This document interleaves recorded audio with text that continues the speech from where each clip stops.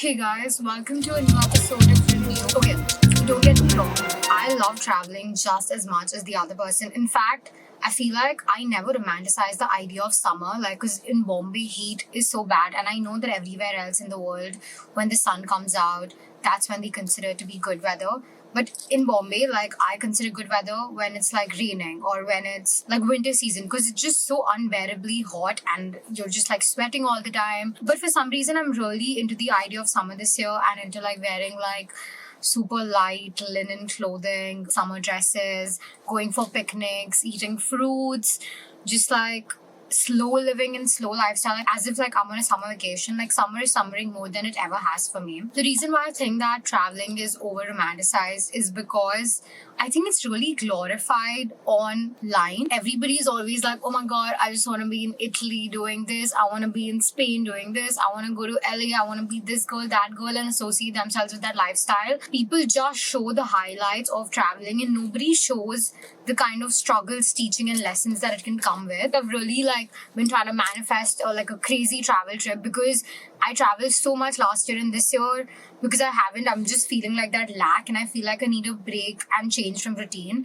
And every time I travel, right, like I get so inspired and I'm fresh, like just boiling and pumping with ideas for my career, for content, all of that. Because I just love being in different places, eating different kinds of food, meeting different people, and just absorbing their culture and being a part of it and getting to experience that. I think it's wonderful, right? If you have like unlimited amount of money, what do you do with it? Like you just travel, you see the world, and the things that you can access just keep getting better and better. But that's about it. Like, what else can you do, right? The watermelon cold brew at Blue Tokai slaps. It's the perfect summer drink. Speaking of summer, despite all these multiple pros and advantages of traveling, what people fail to realize or even just consider or acknowledge is the hardships, the stress that traveling can come with. The first time I traveled, I think internationally with my family, we went to France and we went to Italy. I had to organize the whole trip, the itinerary, everything, okay? And I did it. And that was so stressful for me because I was also a child, and even during the trip, if there was any miscommunication or mishap, I was the one who was answerable and had to take care of that situation. For example, our Airbnb at one of the places, one of the cities, got cancelled just a day before we were supposed to arrive. So we had to extend our stay in Venice, and I had to take care of all of that. And there were times on this trip when, because of all the pressure of organizing and, like making sure everyone's having a good time and making sure we're sticking to the itinerary, the pressure of doing the most and making the most out of your trip is so high because I was just like, am I even having fun? Am I even having a good time? One of the best things about traveling is when the trip is over and when you're back home and when you're looking at all your pictures and photos from before and you're sort of like being very nostalgic and you're romanticizing your travel, and then you're like, damn, I did this, I did that. In that moment, I did not feel so much gratitude, not all the time.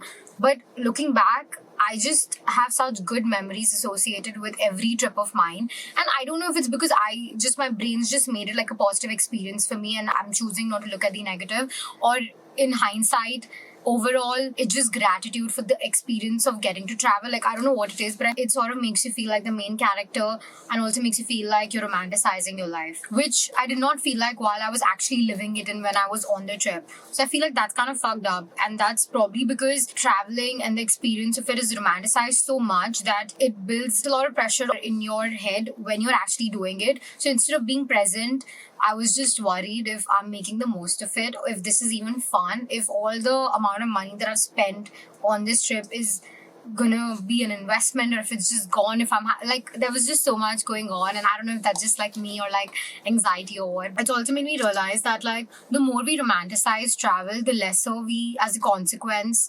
romanticize our daily life. And I think that's such a mistake because when you look at it from a third person POV, it's pretty much the same. Like traveling is a break from your daily life, and daily life is a break from traveling, and both has its pros and cons, but one is not necessarily better than the other because you will get tired. What are the pros of traveling? It's like new experiences, you learn more about yourself. Even if it's a bad trip, and bad travel experience, you get to learn so much about yourself. And nobody like sort of talks about the things that go wrong while traveling, how unorganized airports can be, and like the whole procedure of booking flight, getting to the airport, what if you miss your flight, like your luggage, all those mishaps, right? Like nobody's talking about that. Then when you get to a new place, the language barrier and like food and like your body adjusting to like the new lifestyle, the time zones. And I'm not saying that people should complain or whatever, but just highlighting like the highs where you're like on the beach with an Aperol and you're just dressed in like the cutest sundress. And it's so important to be present and appreciate your daily life and your routine as well, because I find that I start missing my routine once I'm traveling, and it's like the grass is always greener on the other side. Like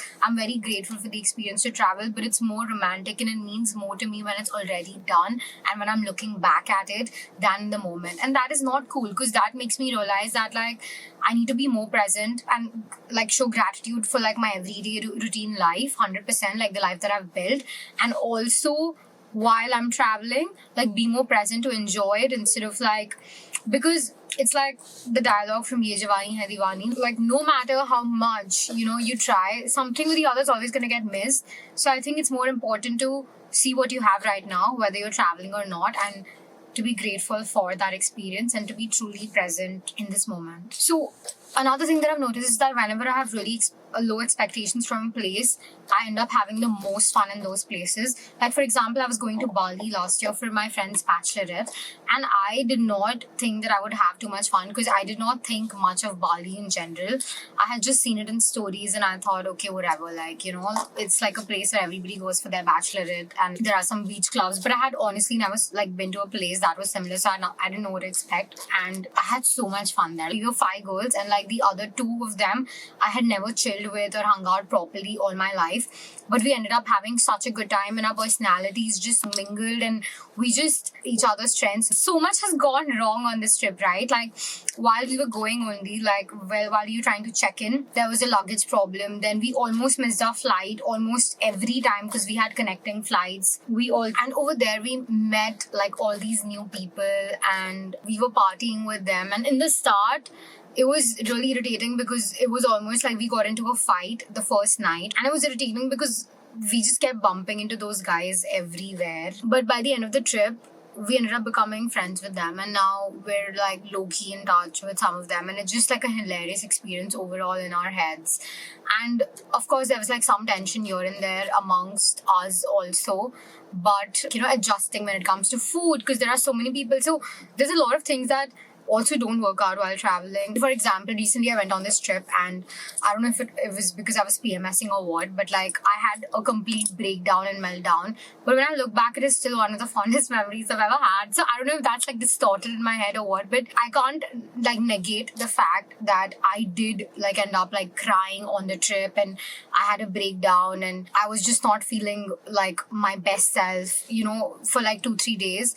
And then later it changed and I was feeling better and like I wasn't as emotional or whatever. But like those 2 things can coexist, okay? And it's, I think, important to sort of like realistically sell this to the world instead of just like idolizing and painting this picture of traveling, which is not completely true, because it comes with its own struggles, its own like roughness, and it makes you tough and it teaches you a lot of things, like 100% to personal growth, and it teaches you just so much about yourself in general. But let's be more realistic, and that's why I feel like romanticizing traveling is 100% valid, but over romanticizing traveling, what we see online, is something that I feel is not accurate. There have been times when I'm on like a trip and I'm just like getting really bored, and like if I was getting bored at home, it would be okay. But like after paying so much money, if you're getting bored, it's probably me, I'm the problem. I was literally texting my friend that, wait, is this everybody's experience or is it me? What's the problem? And I think it's very normal to have times when you probably don't get along with your friends, you have a misunderstanding, you need a little bit of space, or you're not having as much fun as you would expect to, and that is exactly like the root of the problem, the expectation that comes with it, instead of just going with the flow, being grateful for the experience and being present instead of projecting this amazing experience or fun that you need to have. Of course, in your head, I feel like if you're open to fun and open to meeting new people and all of that, that will happen by default and you will attract it. So it's necessary to have that in mind, but like not to put like unnecessary pressure, and being more grateful for what you have. Like my friend recently, she went on this trip, okay, with few of her friends. She went to Greece, and Greece is literally something that's been on my vision board for this year, and I really want to go. And then I was looking at her stories. I was just like, oh my god, she's literally living like my dream life, and I was really happy to see her. And then when she came back, she put up these stories saying how she was really disappointed because she missed all the. So she went to Greece, she went to Italy, and then I think she went to London, and she missed the best experiences, or like the bars and pubs opened literally a week after she left, and she was really bummed about the fact that after spending so much, she could not make the most of it. While I was at home thinking about, oh my god, like she's literally getting to like that is like one tick off my vision board and checklist, and that if I was doing that, I'd be so like grateful. So the whole point of this video is that the grass is green wherever you water it, because whether it's your daily life, your routine, if you wander, you can romanticize it. And if you take away the pressure of traveling and just be like present and more grateful, and that's something that I'm going to talk about in my next podcast, which is how to be more present, because I think it's the most basic skill set that every human being needs to know, and we're born with it, but somehow it gets lost. So we're going to discuss this in detail, because once I found out the concept of being present, it just made my life so much easier, and I just keep going back to it because it's like a muscle. You have to exercise it every day to actually establish and live that life. That's it for today's podcast. This is just like a random topic that I've been thinking about. If you guys want to see more such podcasts, let me know, and I will see you guys in my next one. Bye.